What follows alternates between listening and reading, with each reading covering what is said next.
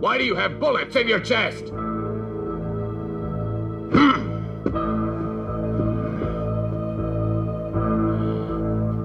You still have a while to go here. You'll tell me eventually. What do you know? We got a letter for you this morning. There's a photograph inside. Come, take a look.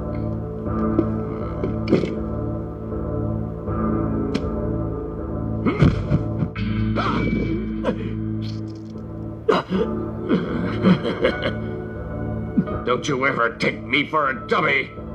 I'll teach you a lesson. Well, I want to see for myself how tough the man who killed Samuel really is. Ha! Ha! Ha! Ha!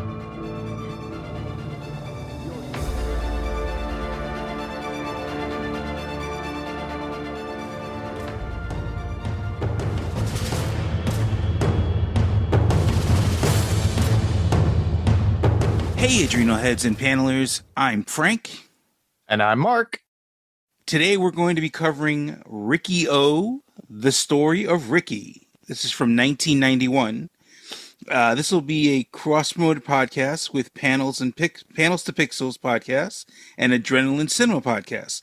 The movie was based after a manga comic. Yep, Manga actually put this out back in like 88, 89. And then they finally decided to do a movie adaptation. And it's lived in its own little legacy, everybody. So we've had this up for a while. Nobody really posted anything. Some people said, "Oh, I like it" or whatever on the Facebook post and Instagram, but they didn't really reply or respond. But we figured, let's get it out there. Let's get your thoughts. And if you have not watched the movie or even read the manga comic, you don't even have to read the manga comic. You could easily just find it online through Tubi or whatnot, and it's out there streaming. It's 91, so obviously old effects and everything else. But check it out. This movie was directed by Lam Ngai Kai or Ngai Kai. It is written by Tetsuya Sadawata, and he's the creator based on the manga illustrated by Masahiko Takaho. I'm sorry if I'm butchering these names. Yeah, we all do the same thing whenever we do this. Sorry, everybody. And then also by Nagai Choi Lam.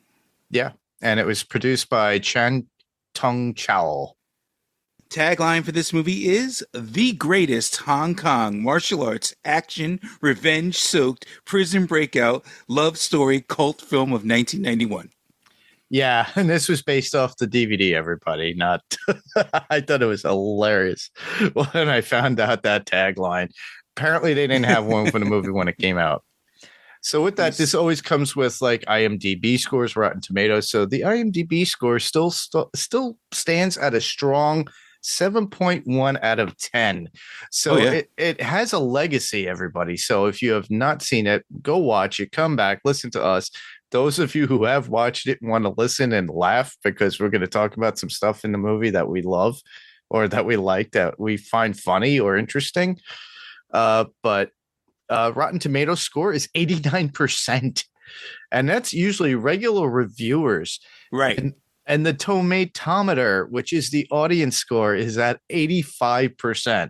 So this lives in like Sam Raimi cult following kind of filmmaking, but and this is Hong Kong, so it's China. So right. So it's still within the Asian martial arts. This actually displays the manga kind of side of it, where it's its own Chinese style comic adapted, and it has its own roots in fantasy and fiction and science fiction and comic lore. But I think it's so hilarious to talk about. Now, I'm going to let you say this, Frank. What did it? You have the overall calculation of what it made. What is this here?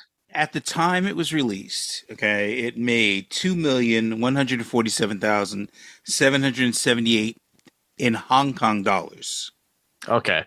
Since So then, I'm sure it's made more than that. Oh yeah, since then it definitely has have made something else through DVD, Blu-ray, streaming content.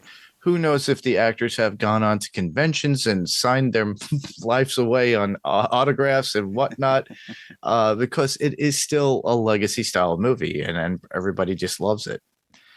The synopsis for this particular film, just to give you an idea, if you haven't, Riki Oh, young man who has superhuman strength, is incarcerated in a private prison where inmates are treated like slaves. He is forced to use his unstoppable form of martial arts to destroy the corrupt officials and their lackeys. Which actually is what the movie is all about, if you think about it. Yeah. It doesn't go into his backstory, but we do get his backstory at some point in the movie, and we'll go over that later on. But that out of the way, we're going to move into people we may know of or we don't know, obviously, because some of these people I am not familiar with myself. So you start us off. So our first actor is playing Riki Oh, which in the movie is actually referred to as Riki Ho. Yes. The last name Saiga, which they don't ever even mention that. But his full name is Su Wong Lewis Fan. Interesting. So that's the actor's name is Su Wong Lewis Fan. It's Su Wong, and like Lewis is his other first name, like his English first name. He acts under Lewis Fan. Awesome. So you know that he could actually speak English, and he probably has acted in English.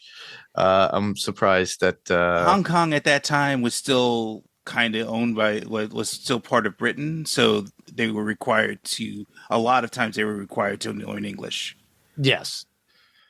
Next up, Cyclops Stan, who's in the film, the character Fan Mei Sheng, aka Fan Mui Sang, aka Dad to Lewis Fan. That's his dad. That's his dad. Wow.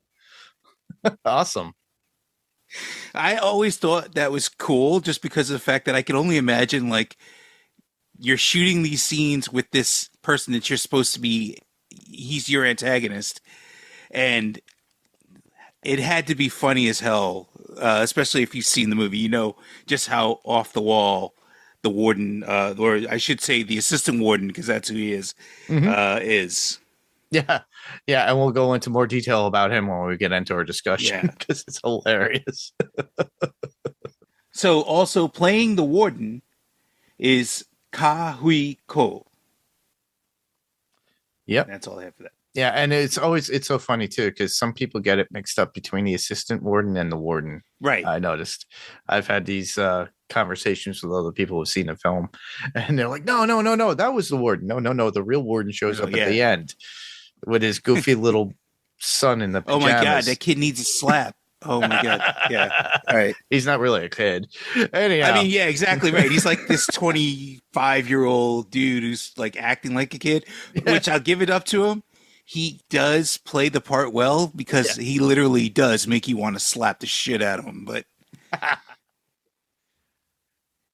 all right, next up will be Rogan / the West Cell leader, played by Yukari Oshima. And then we have Oscar, who was our North Cell leader, by Frankie Chi Lung. Yep. Frankie Chi Lung Chan, right? Yeah. Yes, Chan. Yeah. Okay. And next up will be Tarzan, who's the East Cell leader, Koichi Sugasaki. Yeah. And then finally, we have our South Cell leader, which his name is Brandon. But he's played by Kwai Hong Wong. Huh. Interesting. So obviously, those of you who are into Kung Fu from China during that time in the late 80s, or I would say mid 80s, all the way into probably the 90s, would know these people because they'd been around for a long time. Right. I wouldn't be surprised if they worked in the same like aspects of Jackie Chan and Chow Yun Fat and things like that. That was very much known around that time, and they had their own genre at that point. A lot of those movies you would have to go look Yeah. for at the Palmer Video, Blockbuster, Hollywood.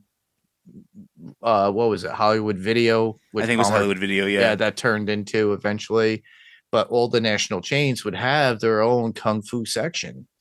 And eventually that's what kind of led into where the Wachowskis did the Matrix and got everything that they wanted to create the Matrix at one point. And because everybody got like onto saying a kung fu fighting.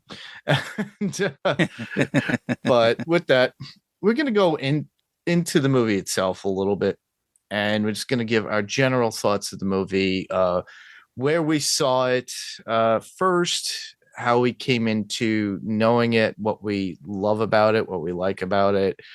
And then we'll go into our favorite scenes. So, Frank, start us off. All right. So my first time becoming aware of this movie, I actually had a book that was about gory movies.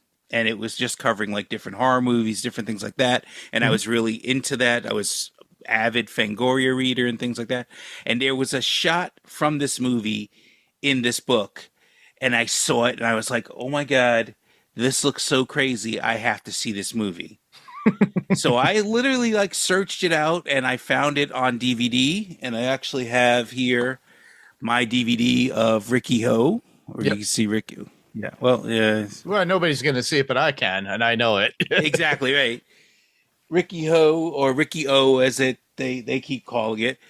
And this is one of the best movies to watch if you've got a bunch of people to do a watch party, lots of beer.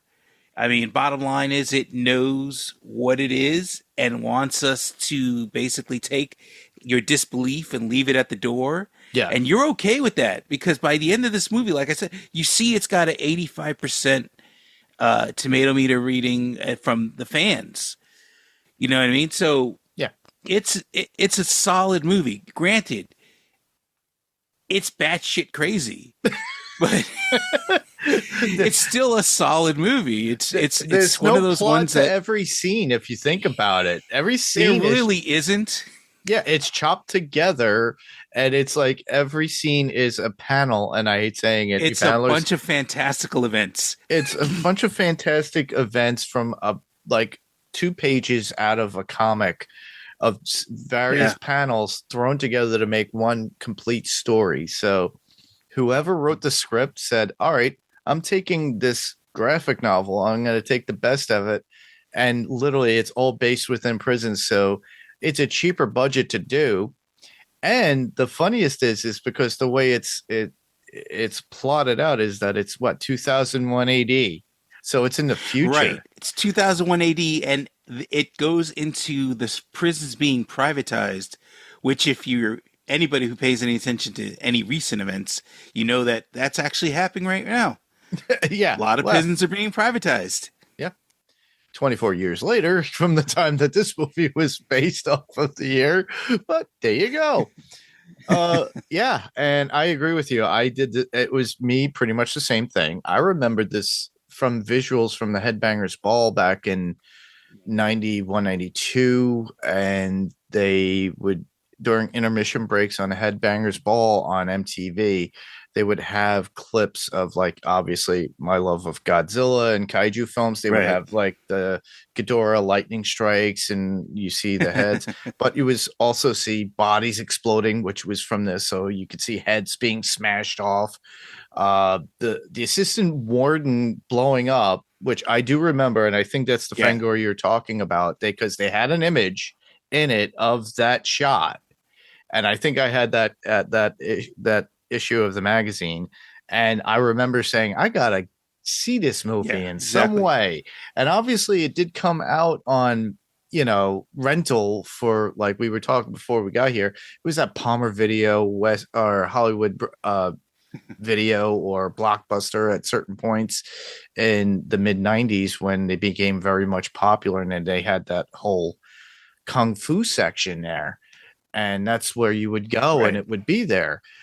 And it was probably one of the movies that was always probably taken out because people like us would be like, hey dude, let's go and watch this, and let's get a bunch of guys, we'll hang Right. out, get some pizza, get some beer, and just talk over and just like, oh, check out that, oh look, it's like, oh, he just put his face through his throat and came out his mouth. How the hell did he do that? Stuff like that. And that's where it lives in infamy. I remember renting it I think I rented it. I had it for 3 days. I played a show at my band, and it was a cover band at the time in the mid 90s.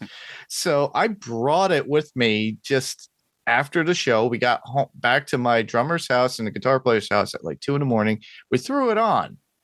Right. So we have AJ Perro there from Twisted Sister, a friend of ours who's my buddy's, who's my buddy Jamie's cousin, or cousin by marriage. And he goes, I remember this movie. I was like, well, we got to watch this. I was like, okay, cool. Let's watch it. So we all just got drunk or whatever. They were all getting probably high. But it was one of those things you could, a bunch of guys could hang out and just watch and drink and do whatever and party with. And you just like, it's just relentless violence in it. Now, mind you, there are lull times because of the story arc, but also there's some like gimmicky things that are so that make you go, what? And you go, okay. And those are probably within our favorite scenes within the movie itself. Like one of those things that made me go, what? And I'll go into one of my favorite scenes is when Ricky's brought in and the assistant warden's there and he has to talk to him, like induct him into the prison and whatnot. And he's dealing with the eye thing. He's got a fake eye, but inside that eye, he's got mints. Yeah. He shakes out mints. I was like, you need a mint. And then the best is what's behind him. Did you notice? Yeah. It's a wall full of porn. Exactly. It's a wall full of freaking Asian porn. It's all DVD porn on the back wall. Not DVD, it was VHS. So it was like all Chinese porn, which is so hilarious. So I loved it. Yeah. And then that was one of the first things I noticed whenever I watch it again. I was like, oh my God, the porn. Oh my God, he's got a hook for a hand. It's like it looks like the claw from Inspector Gadget with the claw on his hand. So you know right away, you're like, this ain't real. No, yeah, exactly. Anything else that you have, like a specific scene? Well, it's really hard, okay, because if you start watching a film, like it subtly ramps up if you're watching it. It starts off with like, hey, you're being brought into the prison, you've got 5 bullets in your chest, and they just happen to have an X-ray machine there. Okay. I mean, normally they just do a strip search and worry about it that way, but these guys just specifically have an X-ray machine that is open. So that means that any X-ray they're taking, everybody in that room is getting radiation. But hey, whatever, right? Apparently, it's not a problem in the future. Disbelief. Take that disbelief and leave it at the door. Exactly. But every time you think that you found like the most outrageous thing that it could possibly be, it amps up again. Yes. And just to warn some people who are really like sensitive to it, there is one part where there's a little cruelty to animals. Yes. Granted, of course. Yeah. It's not real, but it looks very real. It looks very real. Yeah, I do agree. One like leading up after that, it's like the first confrontation Ricky has to deal with, and actually they bring out a garden tool that is Asian that we use now. Yeah. This day and age, it looks like it's ready to cut limbs. It's dual-sided serrated. It's on a long stick. Oscar has it, and he's ready to go after Ricky with it. And next thing you know, it goes into Oscar's face. Well, it's It's actually Philip Kwok. Oh, it's Who Philip? is It was Philip Kwok, who we know, if you're into martial arts movies, you might know him a little bit better as the lizard from the Five Deadly Venoms, Ah, yes. and he was also in Hard Boiled with Chow Yun Fat. He's actually the main villain in that movie is Philip Kwok, Huh. which I love him. He's great. But he gets it because that's when the one of the henchmen's he like goes to take a poop and he comes out and they basically surround him and they're talking about how he got old Ma killed, which is another prisoner. Yes. And then they go ahead and they're threatening him with it. But then Oscar shows up and Oscar went and he smacks him right in the face with that saw. Oh, And that's what it was. That's where I got it wrong. Yeah. They show you the blood just streaming out of the and then they take him, but the assistant warden shows up and they takes him by his mouth with the hook. His mouth. And hooks his mouth and drags him along. And I am like, dude, there is no way that you cannot hurt yourself doing that scene, because he's really got to drag you, and you can't. If you look at the way he's moving, yeah, he's moving his legs to try to help it along, but a lot of the pulling is just being on like his jaw. You know, it's like, what the hell, dude? And it's not the only time that happens. No, it happens twice. Right, it does. It happens twice. But if I had to pick like one scene to say like, all right, this is probably my favorite of the coolest scene. There's a part where Rogan, who is the cell leader, who is played by a woman, actually, she takes a knife and goes across a guy's face, and his whole bottom of his face just comes right off. Goes down. It's just like it just peels the like, skin and the nose and everything, and it goes down. And all you see is the face real quick, and you're like, it's something out of Mortal Kombat. Yeah, exactly. Right. I wouldn't be surprised if there's a lot of fatalities, especially in the newer versions, that have been, borrowing from stuff like that. Especially like one where Ricky winds up punching, I forget who it was, but right in the head, and literally the head explodes and the brain pops out a little bit. Yeah. I forgot about that one. There's that one. That's the gang leader who gives him the 5 bullets. Actually, he actually leaves a fist a fist mark in his head. Yep. Which is why he's in jail. So. And then there's the fight in the courtyard too. Was it Oscar at that point? I think with the intestines, where yes, that's Oscar. Okay. So and the fact that Ricky could easily sew up his arm after a certain bit too, in the middle of a battle, and then next thing you know, I love it because in that scene, first of all, the warden, the assistant warden, gives him, "I'm going to lend you the knife for this," and like you're like, you got one specific knife for use for these things? Okay, right, fine. Yeah, one specific knife that looks like the Rambo knife used to get as a kid in the early 80s. Everybody. and he goes and he, first things first, like I can see now why he gave him the knife, because he takes the knife out and then he throws the handle, or he takes the sheath and he flings it towards Ricky's face, and glass comes out of the knife handle and gets into Ricky's eyes. Yes. Who then proceeds to break a sewer line and use that to clean out his eyes. I'd be like, look, the glass in your eye. Was it glass or was it sand? I thought it was sand or something. He says it's glass, and if you in the dub, it could have been sand, but I feel like sand to me. I feel like it's probably glass because it actually was like cutting him or something. Which kind of takes away from, like, let's say Enter the Dragon, when Bruce Lee is blinded, he's like, ah, or even Bloodsport, where you see Rob Van Dam go, ah. But he takes the line to wash his eyes out. He washes his eyes out with it, and I'm like, dude, the glass is the least of your problems with all the things that you just put in your eye. That's really serious pink eye. Come on. Exactly. Yeah, especially got all that boo in there. And then Oh, Oscar winds up trying to like choke him. right. But before all this happens, at that point, Oscar says, "Ricky, you are all right. We will die together." And he takes the Yeah. wound and pulls his intestines out to try to choke him with it.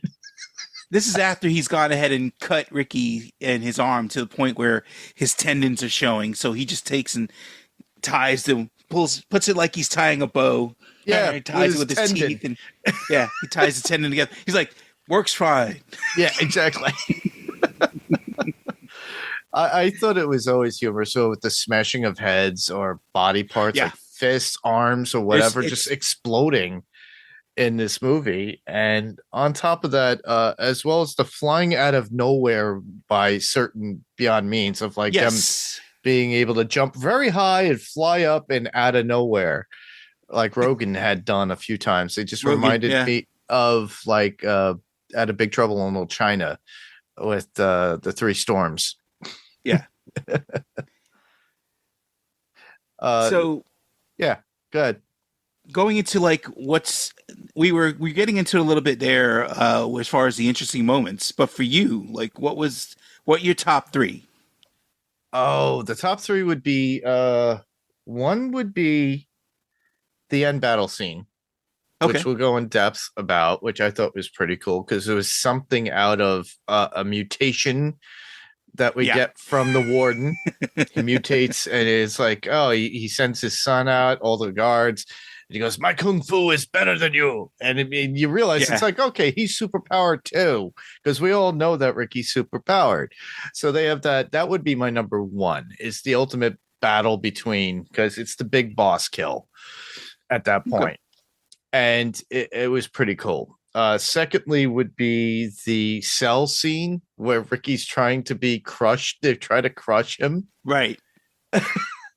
After they've put him in cement, you know what I mean? And then basically tried to kill him like in a million different ways, but they get him finally with, he takes out a stun gun of all things, the warden does, and shocks the bars. But this is after Ricky has gone ahead and the character Tarzan, he's literally put his fist through his jaw. He's broken his leg, broken his arm. Like he literally makes his elbow explode, then his fist explode. It's a whole thing. Yeah, I know. To me, it's it was the main battle scene. It's out of sequence, everybody. So if you haven't watched the movie, go watch it and you'll laugh because you'll be like, I gotta watch that scene. So the final battle scene, which is awesome. I figure that's my number one.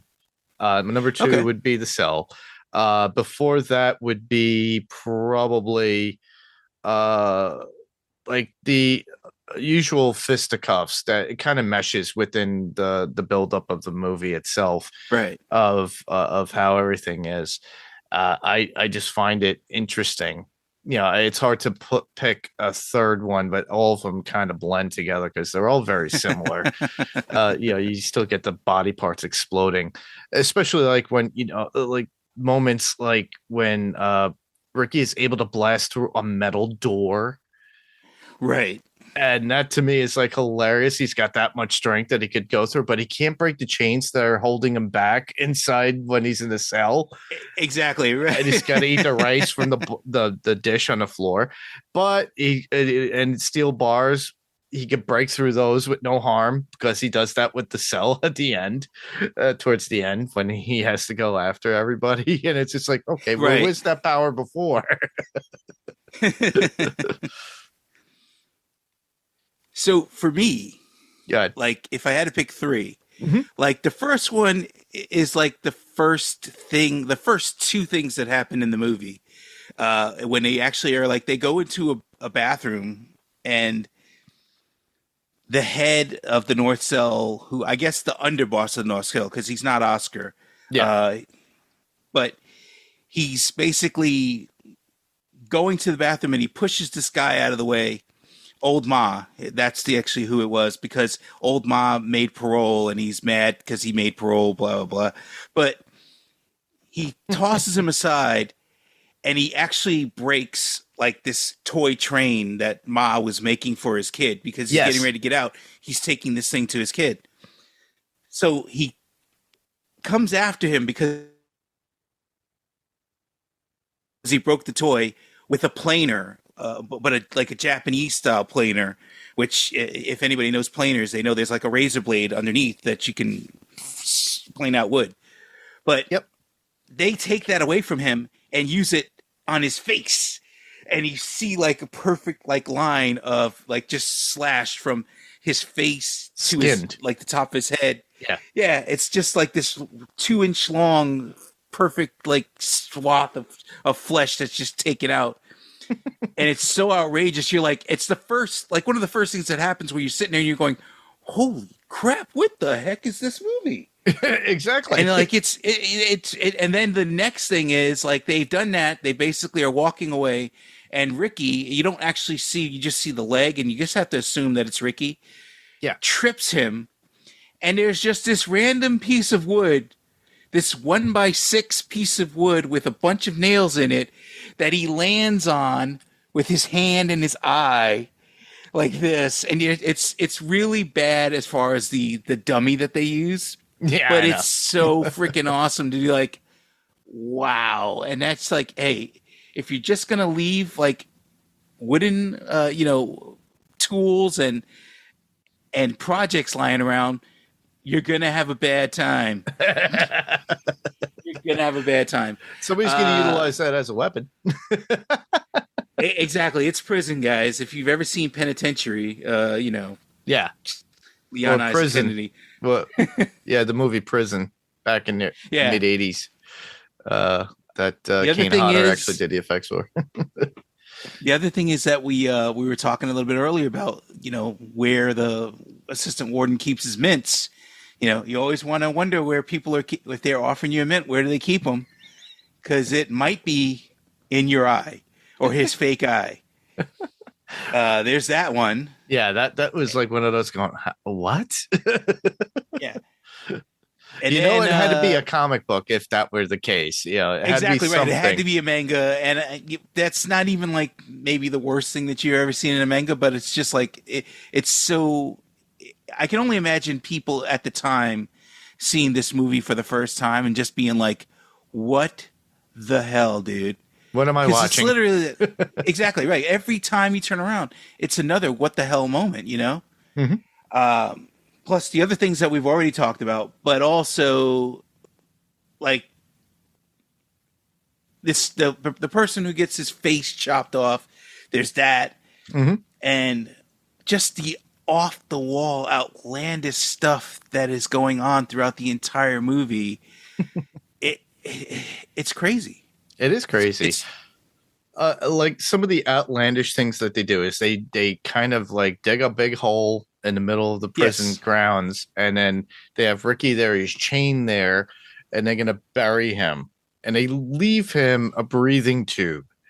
Right. And the assistant warden goes, "You're gonna be here for 7 days buried, and here's your breathing tube." And and everybody's like in the prison, all his friends are like, "Oh my god, I hope he can live. Is he gonna survive? What the hell? What's going on?" And in the middle of the night, this is where a scene that Frank had mentioned earlier, where was it Rogan and somebody else? I forget who. Yeah, Rogan and Brandon. Yeah, Rogan and Brandon show up, and they pop out, and they do that one of those jumping out of nowhere. Yeah. Into the sky going, "Oh, okay, all right." And then they're like, "Try to breathe through those. Gonna need a plumber." They drop because something in the unfortunately of the scene where they do nasty things to a pet. Yeah. They kick the dog and it splits in half. They give him a piece of the dog and say, "Hey, have that." Yep. Have fun with the plumbing. And then Ricky eats it. He does eat it. Yes, I did realize that. Yeah. You know what's really funny about that? Is that when they get him out of the hole, the guy who comes with a backhoe and basically takes him out of the hole without, first of all, killing him. Yeah. Second of all, by the chains so that he's just hanging from the backhoe by the chains. Yeah. Dude, that's talent. Yeah, talent. It's like the claw machine going in blind looking for something that's sensitive, like your hamster chained up in there, and you don't accidentally puncture it. Oh my goodness! Not to be too gruesome and give you a visual of it, but that's what my thought look, was. if you're on this podcast, and if you're aware of this movie, you already know the craziness of it. Exactly. You already know what's involved, and you're either laughing or agreeing with us, or some of you who are a little bit they're like, oh my god, you guys are so gross and gruesome. Ugh. And you're just like, I want to hear what they have to say next. Kind of like a Howard Stern show or something. You literally have to watch this movie at least once. If you watch it once and you don't like it and you never like it again, but you'll remember certain things. But exactly. You'll be like, you know what? When someone brings up this movie, you'll be able to sit there and go, yeah, I saw it once. Yep. And that was all I needed.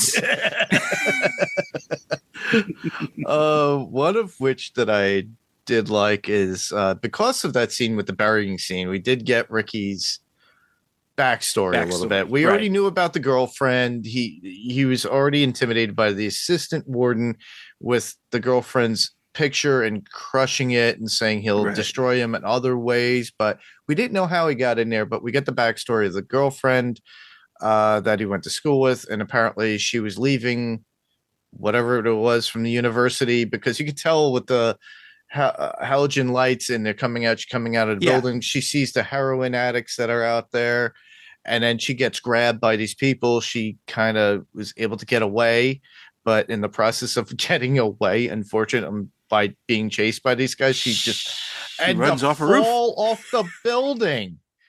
It's like, oh my god. And you know it's a dummy, but it's what? And then she did. And you're like, oh crap. And then he just goes out on a point of revenge to go after the people that literally led to his girlfriend dying, and hence why he has the bullets, because he gets shot 5 times in the chest. Right.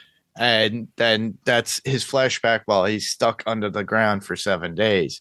So you're like, oh, full story, come around. We got, even though it's kind of like out of the blue, you're like, okay, we got the backstory. Okay. But and it just keeps proceeding more, where you see him getting out. There's the fight, the gimmicks of the warden at a certain point, where with the food showing his son, he goes, oh, you guys aren't fed properly. Oh, look. And the son's trying to eat some of this stuff. He separates it, grabs the son, and the son's crying. little tantrum. And then one of the other guys was prepping something, and the warden just comes up from behind him, and he's like, oh, you guys keep complaining about your food. And then he shoves his arm into the grinder, and he gets the meat from the freaking arm. He goes, here you go, here's your meat, here you go, eat this. Eat this. And it shows you how gruesome this is. And then it erupts into the final battle with Ricky coming in, because he just breaks through a wall. And we get the warden at full Mortal Kombat killing machine, or maybe even Street Fighter. I don't know what you would call it. He just grows into something. He hulks out basically, and the really messed up part of that is that there's so much snot. There's so much snot coming out of his nose and stuff like that, man. Yeah, granted, he's this big, ugly giant, which that was enough for me. But to have all of this coming down from your face, and like, oh, come on, man. Oh man. So yeah, that pretty much how it pretty much ends, because he winds up destroying the warden. Yeah. At that point, he breaks the walls down, and everybody is free at that point to leave kind the of prison. A karma moment, because he actually gets the warden into the industrial meat grinder. Yes, that he just used to get that. It just keeps grinding down. You see the warden going, and it's legs down. It's all his head is left. Yeah. And he's got that weird look with the big lips and the big It's the really, head is kind of like almost in like this. It's kind of molded into like a pin top almost. Yeah. It's like a Japanese demon type of. That's the design that they were basically going for. Yeah. If you see like old Japanese paintings of demons, you'll see that type of aesthetic where Usually, and they have a mustache too. right. Twirl. Yeah, it's Chinese and in Japanese. It's all part of within that Asian area of and that locale, because they have similar drawings, but with dragons and things of that nature too. So Yeah. it's part of the folklore. But yeah, we find, he basically, Ricky winds up saving them, which is so funny, but it's so cool. But it pretty much ends the story there at that point, if you think Yeah. about it. And then that's how it ends. And it's just like that. All right, well, we're not getting a sequel. But it was fun to watch for some of us. Some of us who probably watched it once going, "Oh my God, that was a terrible movie. Why do you like this?" And then it becomes a point of discussion for people going, "Why? Oh, we just like this stuff." Yeah, But exactly. Why not? why not? Well, with that, we could move, since we discussed and brought up a lot of a bulk of the movie, our favorite moments, our 3 favorite moments within it. We could get into the interesting facts or unknown facts about the movie. And these are stuff that I pulled off of Google, everybody. You could Google the stuff and it'll come up. But they give a first subject, which is source material and character background. So, Frank, you want to read us off on that one first? The film is based on a Japanese manga series called Riki Oh by Hiroki Samura, which is known for its graphic violence and detailed fight choreography. Okay. Wolf nickname. So Riki Oh's nickname, Wolf, reflects his reputation as a violent loner, but the manga delves deeper into his complex motivations, showing his desire for justice and a tragic past that led to his aggressive demeanor. Then 5 bullet wounds. The iconic 5 bullet wounds on Riki Oh's chest are a key visual element symbolizing a traumatic event from his past that fuels his fighting spirit. Now, obviously, in the manga, he's probably kind of like Fist of the North Star, where he's got the actual marks. But in the movie, you don't see that, which explains the reason why they do in the beginning.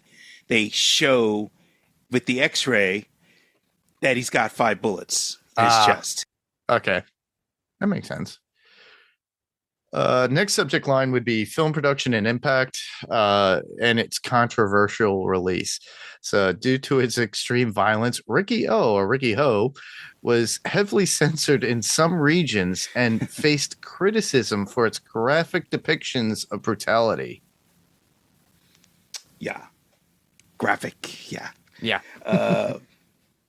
Fight choreography. The film's fight scenes are renowned for their creative and brutal choreography, with a focus on exaggerated body movements and over-the-top special effects. Yep, that it does. Impact on Hong Kong cinema. So, while considered a cult classic, Riki Oh is seen as part of the trend of increasingly violent Hong Kong action films in the late 80s and early 90s. And that it is. It was... Yeah. Literally led it in the 90s, I would say, because it's 91. It was one of I think it was the first film that got like their classification 3, which is kind of like an X rating in our version. Yeah. Of the MPAA. Yeah, I would not be surprised. Going into lesser known facts. The symbolism of the hexagram. There's a scar on Riki Oh's right hand which resembles a hexagram, which can be interpreted as a symbol of his connection to a mystical or spiritual force. Now, in the movie, you don't really see this. No. Yeah. No. It was probably something that was manga based that they threw in there, but filming wise, you don't really see it. I would have liked it if they had, though, like the during the training or the sort of training montage That is true. happens with his uncle. Uncle, they could have had that. Whereas they did put in this part where he glows, and I'm like, when did this become the Last Dragon? Like, what is that? Yeah, that is true. Next up, brotherly connection. So in the manga, Riki Oh has a younger brother named Nachi, who plays a significant role in his backstory and motivations. So yeah, that was something that was omitted. But talk about the hexagram though before. I have something that we'll throw in at the very tail end that I like to add in from something that was ripped off of Riki Oh. Next one, Frank. Despite cultural inference. Despite its violent nature, Riki Oh has gained a cult following and is often referenced in popular culture, particularly in martial arts and video game communities. For sure. Yeah, it does. We kind of mentioned it, the reminders of Mortal Kombat and Street Fighter and everything based around Kung Fu gaming, if you think about it. So, especially with the extremism of Mortal Kombat. Right. Like I said, if you watch this movie and then watch like a compilation of Mortal Kombat finishing moves from the more recent years, you'll see different things in there that you'll be like, oh, they got that out of Riki. Yeah, they did. You have something in here that you added. You want to read that? Yes, I added this just because I thought it was really interesting. So I've said previously that Rogan, who is the leader, who is actually played by a woman. Mm-hmm. It's a male character, but it's a woman playing him, and her name is Yukari Oshima. And during a scene with Lewis Fan and Okari Oshima, it's when they're in the poppy fields and there's the fire burning behind them. It's a huge fire because there's like a good row of like 50 plants on fire there. Mm-hmm. So they're dousing Lewis Fan with water to make sure that he's protected. But he noticed that Oshima's neck was literally smoking and blistering while he was trying to do the scene. And he didn't say anything at the time, but after the scene ended, he asked her, he's like, "Are you okay? Why didn't you like say something, that you're burning?" And she's like, "Well, you weren't finished with your lines. So I couldn't wait to I couldn't wait to ask for the cut until you finished your lines." Wow. He was so impressed by that. After that, he just basically referred to her in interviews as amazing Yukari. Wow. That is dedication. Exactly. Yeah, that's you're physically being injured and you're like, let's just shoot this scene. Just get this scene over with. That's when you go, use it. Put it in the film. If you cut that, I'm going to kill you. All right. And then one last thing that I added also. There was so much blood used in the meat grinder scene in the finale that Lewis Fan could not wash the red off his skin for 3 days. He can't get the dye That's was so crazy. Bad. And hopefully it wasn't red dye. Red dye number, 36 or something like that? It's just so hard to get rid of. You have to get layers of skin off before you get rid of that. Yeah. All right. Well, my little add-on to this is something that because this had influenced something of, and we said video games and things of that nature. Right. There was a movie that came out in 2006 that I recall coming out, and I got to meet the director. I met somebody who I knew that was in the film itself, and the movie was called Shadow Dead Riot, and it starred. And this was like a direct to video movie back in the day and it was starring Tony Todd, who we all know as Candyman, who's also the Final Destinations. Sadly, Tony has passed away recently. Yeah, unfortunately. And rest his soul. He's actually in the next Final Destination movie, which is his very last movie appearance, everybody. So keep that in mind. So that's his last appearance. He did a video game or did a voiceover recently on video game and an animated show. But Final Destination, the next one that's coming out, is going to be the last time we'll ever see or hear from. Also, somebody who I know, and I mentioned it, her name is Erin Brown, but all those who stay up late at night back in the 90s know her as Misty Monday. And she was part of that whole, all those movies, like if you remember, Lord of the G-Strings, Spider Babe, Dr. Jekyll and Mrs. Hyde, things of that nature. They did a whole bunch of them. They're considered softcore porn. They don't do full penetration, things of that nature. So this is stuff that you saw on Showtime or Cinemax or on HBO after hours. It also starred Carla Green and Nita Hoderick. And the movie was a rip from pretty much of Riki Oh, the story of Riki, because it's literally based in a woman's prison. And a woman is brought in and she is super powered.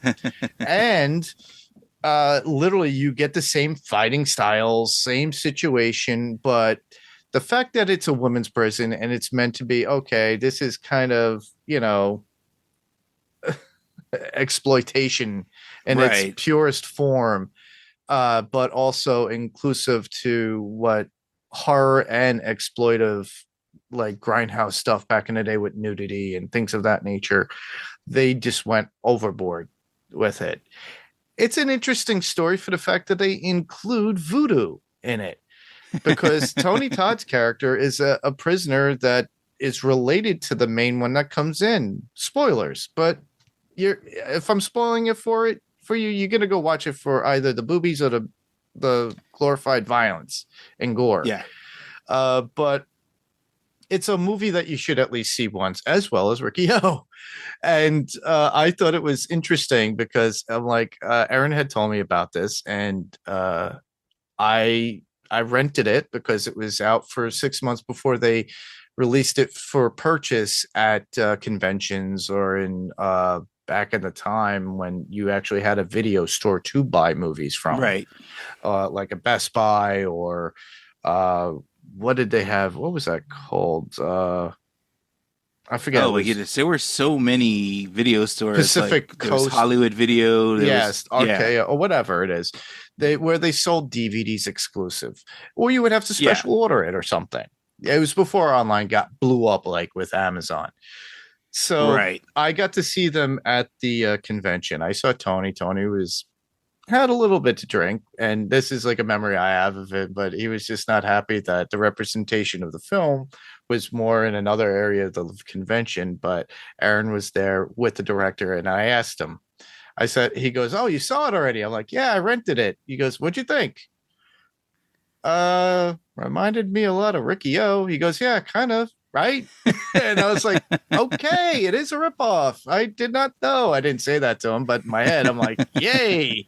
And I just looked at her. I said, "Well," and this was another step for her because she got into more like a couple of more mainstream style films that were on, even though they were direct to like Showtime or HBO. She got her name out there, and the best is that I was like, it's like it literally confirmed to me, but I had to recommend it and suggest that as something to watch here for you guys, because this is something that you gotta watch. It's got zombies in it, it's got the excessive blood, the extreme violence, just like Riki Oh, but it's all women, and you see a jacked up woman fighting up this other chick who looks like something out of like a UFC, and they're getting into it. And obviously for those guys who just like to be like misogynistic and say, "Hey, it's got boobies." Yeah, it does. But I like it for the horror and the violence aspect of it more so than anything, because plus it's got Tony in it. It's got Tony Todd in it.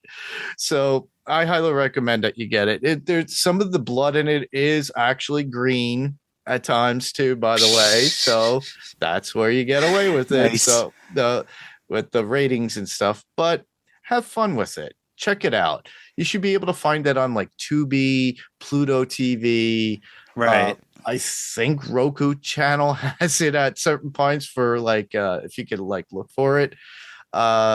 Just look for it online. If not, you could probably find a copy at a local horror convention, sci-fi convention on Blu-ray or bootleg or DVD, depending. I'm sure they still have them out there.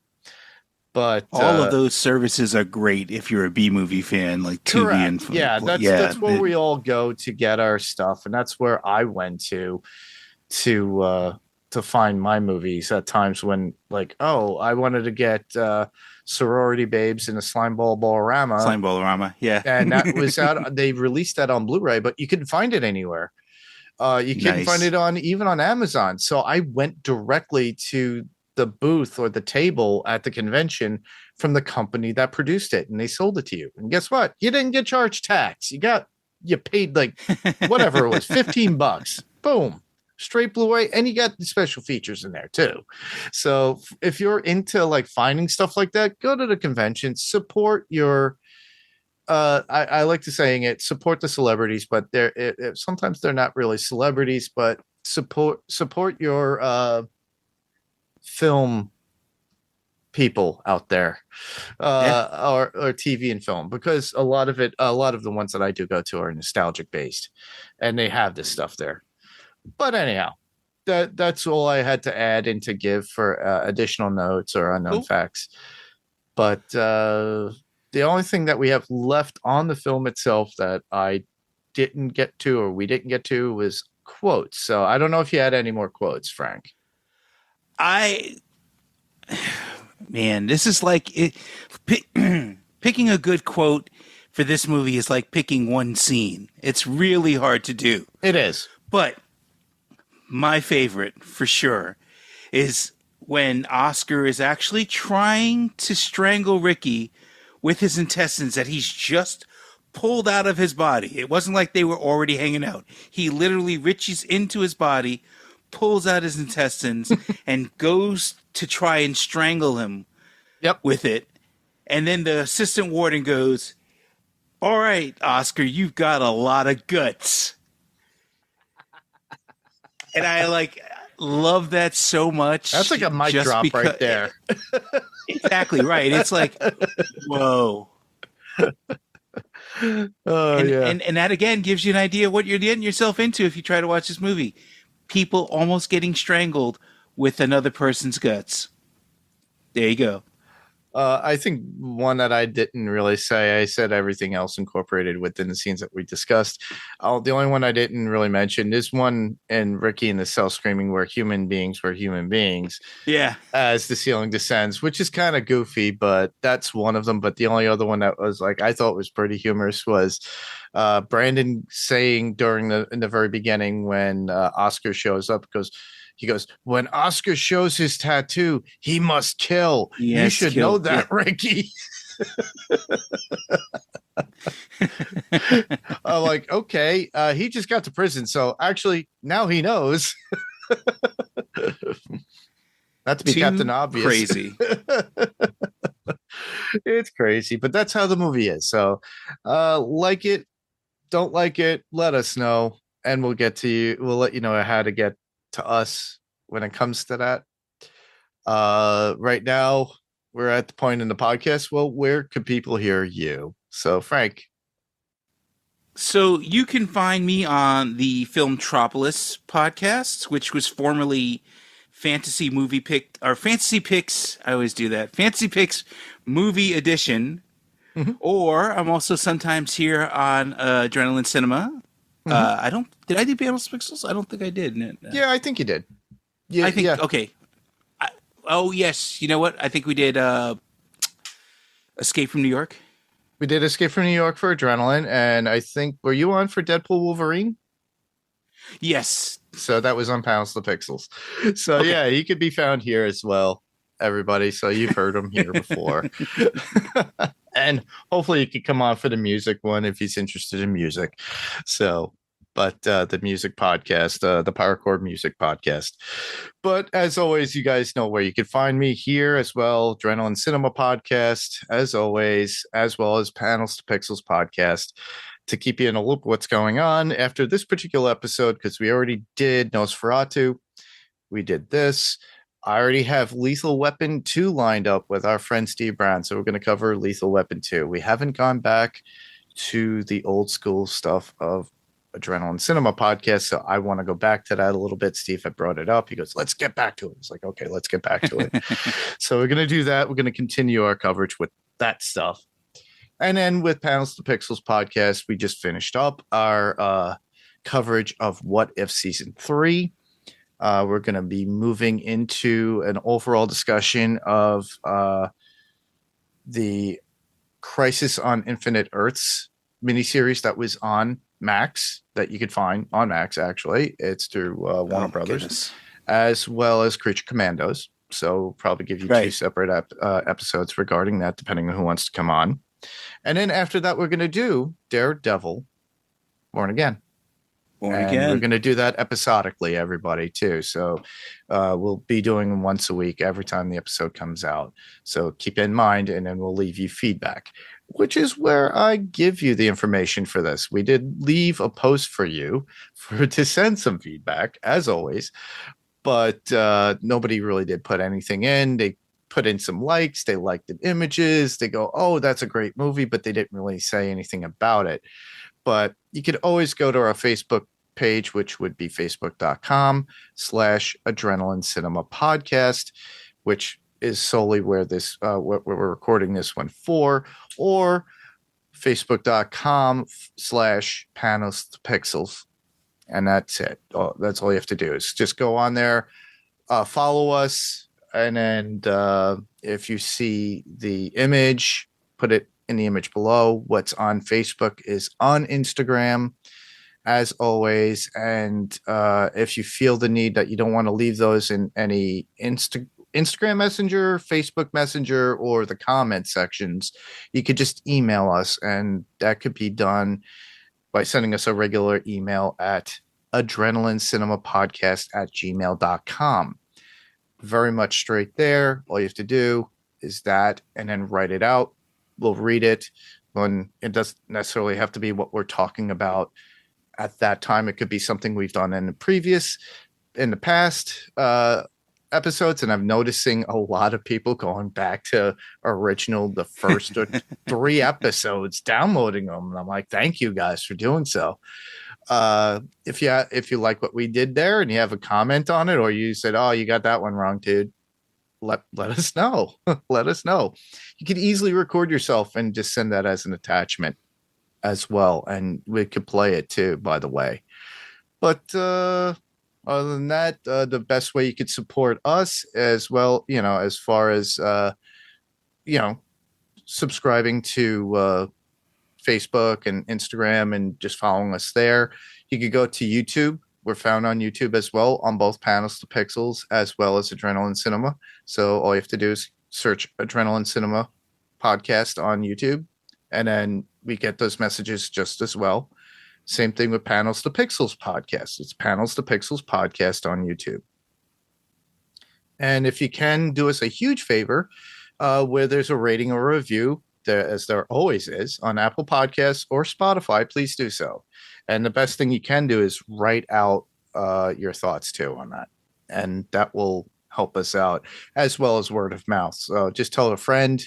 If you're into this kind of stuff and you like what we're doing, let us know.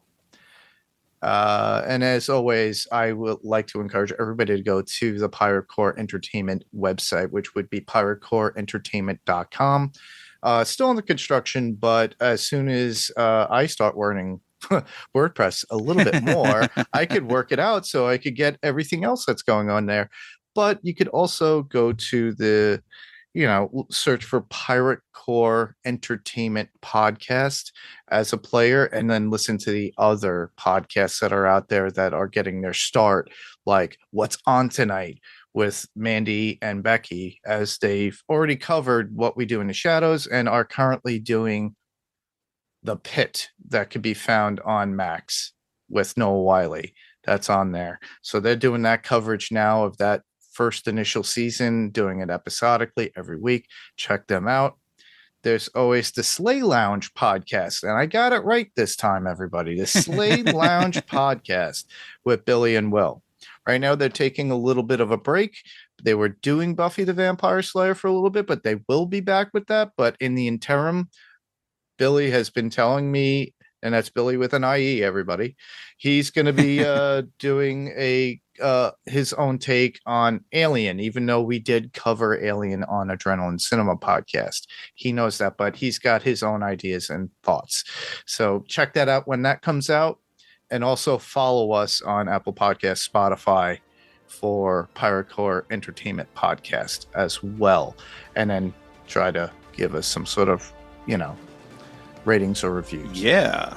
But other than that, that is our show. And I just want to thank everyone for listening. I'm Mark. And I'm Frank. And this was Adrenaline Cinema Podcast. And we'll talk to you guys again. Bye-bye.